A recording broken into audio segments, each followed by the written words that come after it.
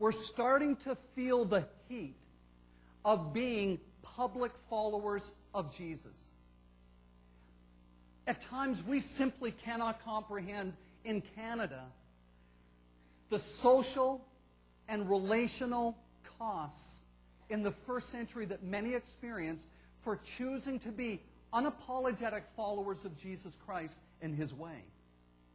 So the disciples that are the recipient of this letter, they are starting to feel the heat of persecution.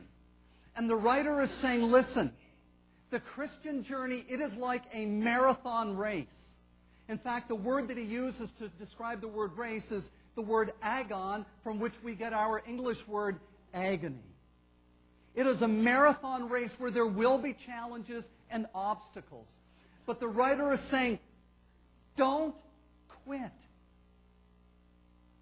Do not bail out on following Jesus Christ and living increasingly a life of servanthood to one another and reaching out to those who need a relationship with God. The writer is saying it is tough and it is challenging. But he said you can have resilience if, in part, you remember those who have finished well. Hebrews 12:1. He talks about this great cloud of witnesses in verse 1.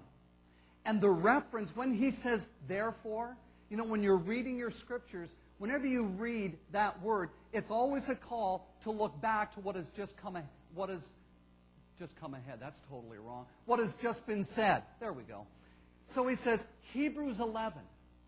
It is this chronicling of men and women of resilient, enduring faith. And the writer says, listen, look around and take note of those who have run well, who have stayed true to Christ to the very end, those who are running well now, and learn from them. Now, in your program, the insert, I've made this intentionally an interactive study this morning. And so let's take a look here in chapter 11 at just a few examples of resilient marathon runners. So, for example, in Hebrews 11 and verse 8, we read about Abraham.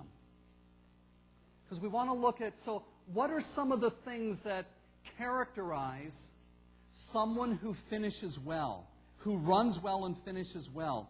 So Hebrews 11 and verse 8 we read, by faith Abraham, when called to go to a place he would later receive as his inheritance, obeyed and went. Now catch the next phrase, even though he did not know where he was going.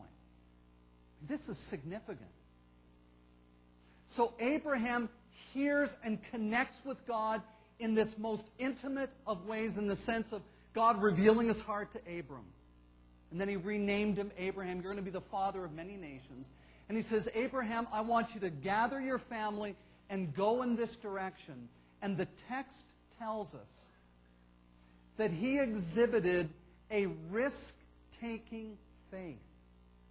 He did not know the final destination.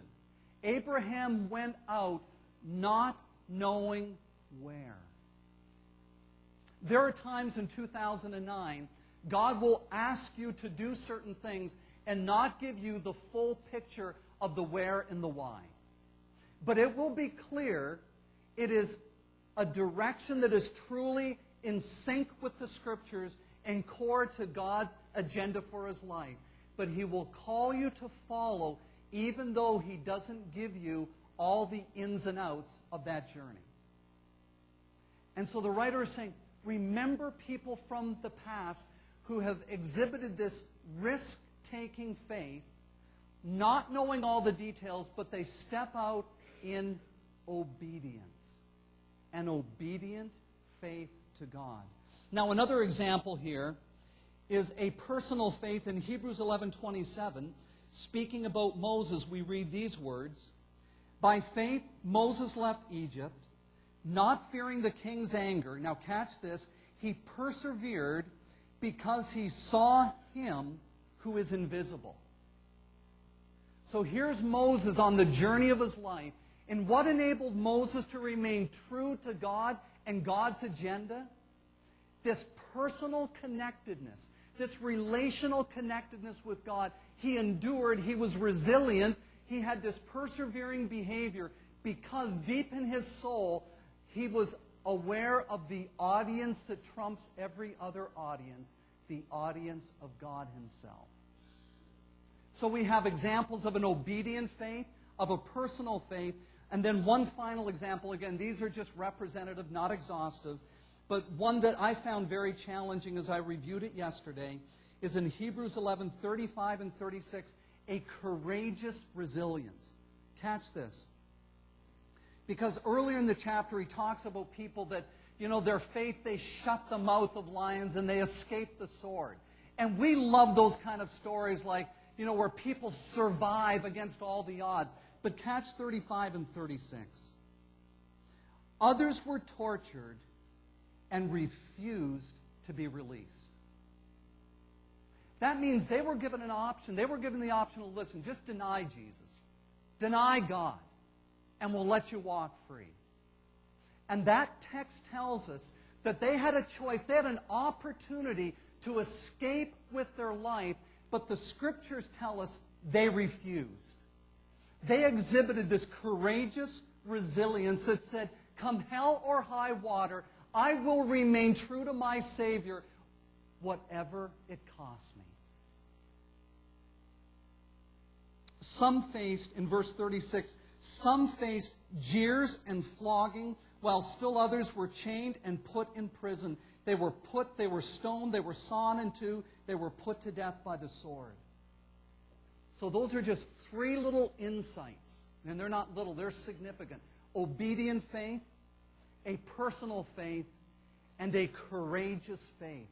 So the writer is saying, way back then, and by the Spirit of God, he is saying to people like you and me this morning, when life is hard, when it is starting to cost you something to follow Christ and be true ethically and morally and relationally, look around and observe the lives of those who have remained true, often against odds that supersede your own. Learn and follow Christ. So in my insert here, I've given you this question that asks you, who is a hero of faith to you? Whose life inspires you and motivates you to follow Christ more fully? So what I want you to do just for 60 seconds is, if you're with someone, just to share, kind of mutually. If you're by yourself, just to think this through. If you're a note taker, I've given you a space.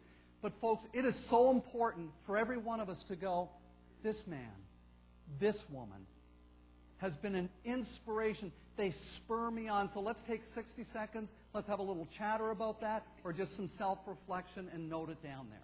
Go to it.